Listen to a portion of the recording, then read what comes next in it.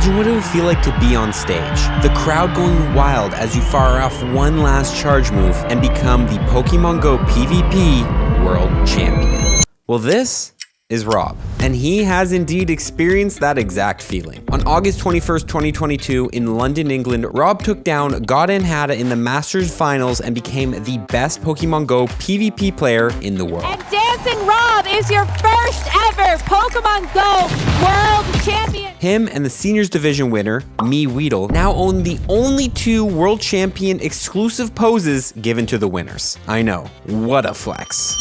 Now, meet me. My name is Dax, and I'm pretty mediocre at PvP. It's hammer time, baby, and I don't think they're ready for hammer time. Boom!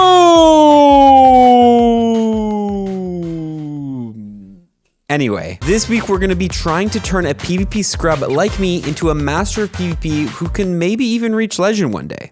Yeah, To do this, we're gonna be copying the training Rob did in preparations for the World Championships. Now, to test how much I've grown by the end of the week, me and Rob did a best of 3 at the start. Oh my god, this is so close. God damn. This is the one. This is the one. God, just let me win, please.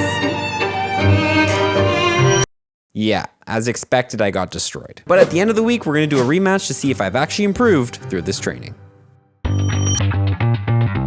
Hello everyone, my name is Rob, you'll know me as Dancing Rob. I'm the first ever official Pokemon Go World Champion. So coming into this, I thought this was all gonna be battle training, but boy was I wrong. Actually don't battle that much, only battle like 30 minutes a day. What is more important if you really want to improve your skill, your gameplay, and if you really want to get better at PvP, is learning the theory. And that's what most people underestimate, how much theory is behind just tapping your screen. And that starts like with basics, things like typing efficiency. What are the right moves to pick on your mons? There's just so much more behind that than if you really deep dive into the theory, it can be easily seen how much more Pokemon Go PvP is.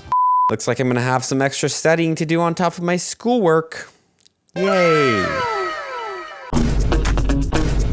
If you really want to improve, your daily routine is like 1 or 2 hours learning the theory, studying. There's like important videos to understand the game mechanics. There's an important website, which is pvpoke.com, where you know like the move and their counts, how much energy you generate with every single move, where you can sim matchups. You can sim matchups Pokemon against the meta and see who wins against it. You can see how that changes in certain shieldings. There's just so many things to discover. Now to make this a proper test, Rob gave me a team of 6 Pokemon, and those are the only Pokemon I can practice with this week. This will allow for a scrub like me to only practice the matchups for my team, my Pokemon. However, the top players study matchups of every single meta-relevant Pokemon and know the ins and outs of every matchup. Anyways, without further ado, let's hop into the computer and get studying. Okay, so day 1 was all about mechanics. I spent all the first day reviewing some basic mechanics, reading some articles to refresh my memory on how things like turns work, what's super effective against what, the best movesets for certain Pokemon, and that kind of stuff. I then went ahead and hopped over to YouTube to watch a couple videos on more advanced mechanics. Things like CMP ties, fast move timing, and more advanced strategies. Finally ended the day refreshing my memory a little bit on counts, but I was gonna do more studying about that later in the week. Okay, a while later, my brain is fried. That was a lot of studying. Rob, what do we do now? Let's say you like sim Umbreon against the meta. When you know these matchups in your head, you also have to know how to execute them, which is like the part where you practice. Important part is like knowing how to play it and then really playing it just to like practice it, get a feeling for the dynamic gameplay, because you have to do these decisions in like 0.5 to 1 seconds, and that's like the easier but also like not the easiest part. That's why we like practice to like learn the theory by the practice itself. Okay, so Great League is not available right now, but luckily I'm gonna be able to battle some friends, do some practice battles. Okay, and day 1 is officially done. Honestly feeling like I have so much information in my brain that I'm just gonna forget it all tomorrow. But this stuff takes time and I have faith that I will get better as the week goes on. So only 6 more days to go, and you know what time it is. Cue the training montage.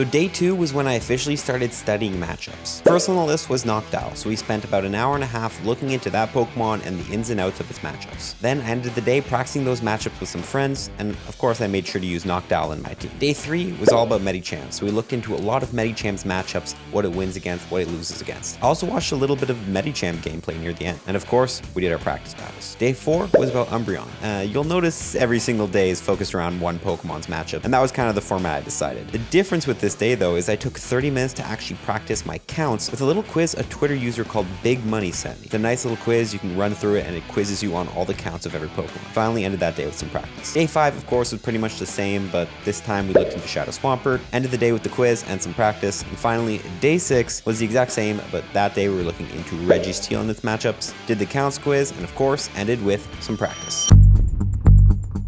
All right, everybody, it is officially the 7th day of training. And if you ask me how I'm feeling, honestly, I do feel like I've learned some stuff, but it's a lot of information and I feel like I'm gonna forget it all when it comes down to the rematch tomorrow. I'm just a little bit nervous. There's a lot of pressure on the battles tomorrow for me to really show what I've learned to Rob. So we'll see how it goes. Anyway, let's get this final day of training done.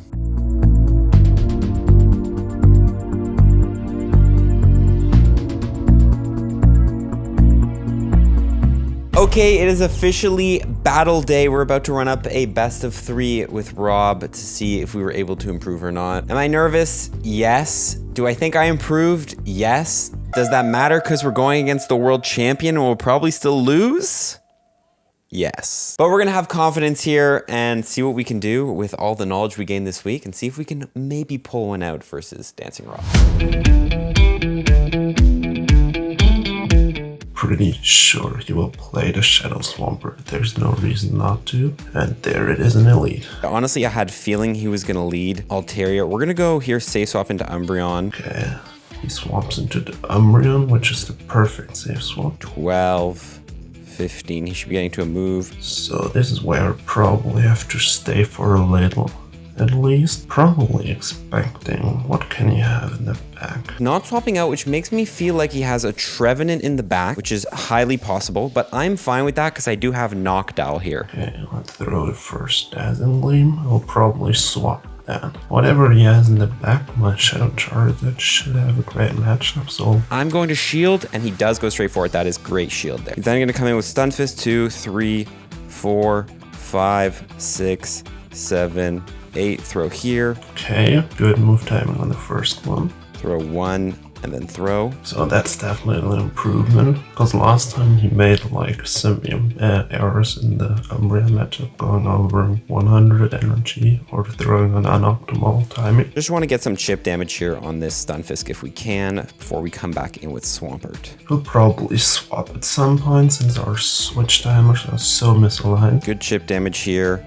He's farming up a lot, which is very smart of him. Can probably do like 4 more. There's no point in baiting here. I wouldn't. Well, he might shield. Actually, I don't think Rock Slide KO. So if he does throw Rock Slide, yeah, he's gonna be forced to throw Earthquake. And then from here, we can come in and farm all the way down. So now I'm in shield advantage. If I'm lucky, should get to an Earthquake, which is great. And there's a very high likelihood here that this is an Earthquake, but I do not think it's worth shielding. And it is an Earthquake. It's gonna do pretty much all my health.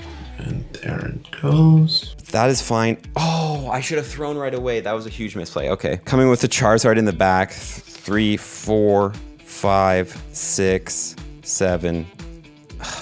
Yeah, this is not good at all. Basically, this game, there wasn't much to do for him. The way he played was good. Just had unfortunate alignment based on, like, I predicted his Swampert in the league correctly. Throw 1, 2, 3, 4, 5. What he could have improved probably was not shielding the Umbreon at all, just because like Noctowl with 2 shields up could have been good. I think we survive a Blast Burn from here. No, we don't. Okay, that's just straight up GG's. We'll see for the next game. Okay, here we go. Medicham, Shadow Charizard. Now, I'm not gonna lie, I did not study this matchup when it came time. Okay, he has the Medicham lead, which makes sense. So let's see. 2, 3, 4, 5, 6, 7, 8. Catch on our Noctowl here. Probably throwing a Dragon Claw. No, it is a Blast Burn. Honestly, the catch was kind of useless there. Interesting. I will definitely farm up again, just to have some energy on the Charizard. The shield makes sense.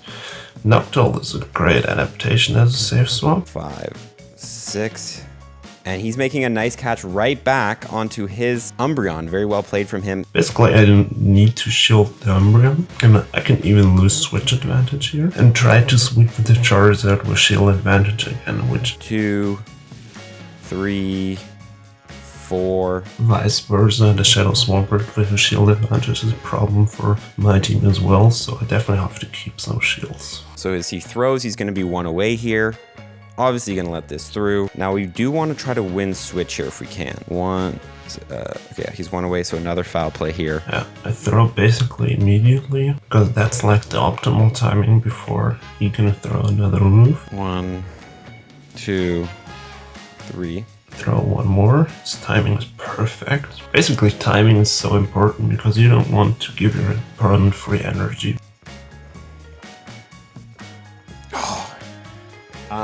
Yeah, a little bit unfortunate there. Going to shield because I do want switch advantage here. I think it's going to be very important. Oh! You will. Okay, that's probably a mistake, because now I can snipe his energy. I'm not sure what the shield was for. An aggressive swap into Charizard, and I tried to throw, but it didn't end up working. Very well played. To be expected from the champ. Let's see what he has in the back. He probably wants Switch and has Swampert in the back. Pretty sure Charizard up 2 shields can beat anything in his team. It's definitely an Ice Punch, but it's still worth to shield. He's at 8 counters. Hopefully it's not a Trevenant. If it is, it could be pretty bad. 1, 2, 3, 4. 2, 3, 4. We CMP there. Let's see what he has in the back. Should have caught there, not gonna lie. He went right for a Blast Burn. I think Dragon Claw would have KO'd from there, no? Yeah, it's always the Swampert. So what I need to do here is I need to farm him all the way out. Blast Burn, Shadow on Shadow. This is probably gonna do a good 80% of my health. It might even KO.